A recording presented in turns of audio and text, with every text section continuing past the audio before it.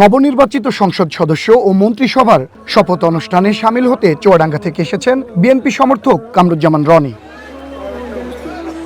প্রিয় দল ও নেতাদের সরকার গঠন প্রক্রিয়াকে স্বাগত জানাতে সংসদ ভবনের সীমানার বাইরে পায়চারি করতে দেখা যায় তাকে। রনির চাওয়া, তারেক রহমানের নেতৃত্বে গঠিত সংসদ হবে দুর্নীতিমুক্ত। বিগত সরকারের আমলে যে অপসংস্করণ, অপসংস্কৃতি এবং গুম খুন রাহাজানি যেটা চলেছিল, ইনশাল্লাহ আমরা আশা করব এই সরকারের কাছে যে প্রত্যাশা আমাদের, সেই সমস্ত নেগেটিভ মাইন্ড থেকে পুরাটাই বের হয়ে এই সরকার একটা সুন্দর সমৃদ্ধি দেশ চালাবে আশা করি এই সরকারের কাছে। সর্বপ্রথম এই সরকার আইন শৃঙ্খলা উন্নতি করার জন্য যা যা করার এইটাই আমরা আশা করতেছি। মঙ্গলবার বিকেলে নবনির্বাচিত প্রধানমন্ত্রী তারেক রহমানের নেতৃত্বে গঠিত মন্ত্রিসভার শপথ অনুষ্ঠানকে ঘিরে সংসদ ভবন এলাকায় ভিড় জমে রনির মতো লাখো নেতাকর্মী ও সমর্থকের। টানা ২০ বছর পর ২/৩ সংখ্যাগরিষ্ঠতা নিয়ে চতুর্থবারের মতো সরকার গঠন করা বাংলাদেশ জাতীয়তাবাদী দল বিএনপির কাছে প্রত্যাশার কথা জানালেন কর্মী সমর্থক ও সাধারণ মানুষ। নতুন সরকারের কাছে তাদের চাওয়া মুদ্রাস্ফীতি নিয়ন্ত্রণ, নিত্যপণ্যের দামের লাগাম টেনে ধরা সহ গণতান্ত্রিক ধারার রাজনীতির। জিনিসপত্রের দাম কমায় দেবে, গরিব মানুষ যারা আছে, সবল মিডিয়াম মানুষ, তারা সচ্ছলে চলবে, রাত দিন কোনো দিন বিভেদ থাকবে না, তাদের জন্য নিরাপত্তা থাকবে।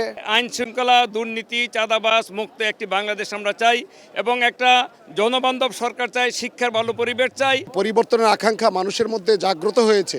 তারেক রহমান প্রধানমন্ত্রী হিসাবে সেই পরিবর্তনের আকাঙ্ক্ষাকে ধারণ করে নতুন একটা বাংলাদেশ সৃষ্টি করবেন। কর্মক্ষেত্র ও রাজনীতিতে প্রাপ্য মর্যাদা এবং নিরাপত্তা নিশ্চিতের কথা বললেন নারীরা। পারিবারিক সহিংসতা থেকে নারীর সুরক্ষার দাবিও জানান তারা।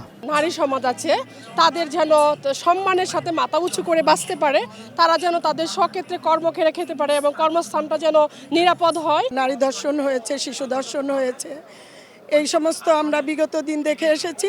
আমরা এখন যেন এই সমস্ত থেকে আমরা মুক্ত হতে চাই। নারীরা যেন তারা তাদের মতো করে চলতে পারে, তাদের সব রকম স্বাধীনতা যেন দেওয়া হয় এবং তারা যেন যেটা তাদের প্রাপ্য সেটা যেন বুঝিয়ে দেওয়া হয়। এদিকে তরুণেরা চান ক্যাম্পাসগুলোতে শিক্ষার সুপরিবেশ, কর্মসহায়ক, শিক্ষা ব্যবস্থার উন্নতি, খেলার মাঠ ও কর্মসংস্থানের সুযোগ।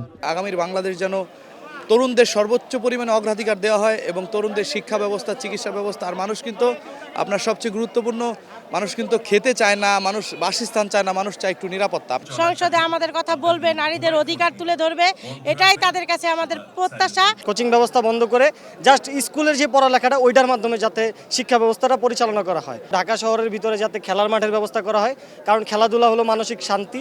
এটা যদি ভালোভাবে পরিচালনা করা হয় তাহলে ছেলে মেয়েদের পড়ালেখায় খুব সুন্দর আগ্রহ আসবে।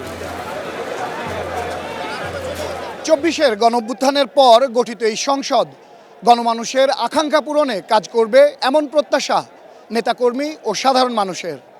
সৌরভ নূর, ওয়ান নিউজ, ঢাকা।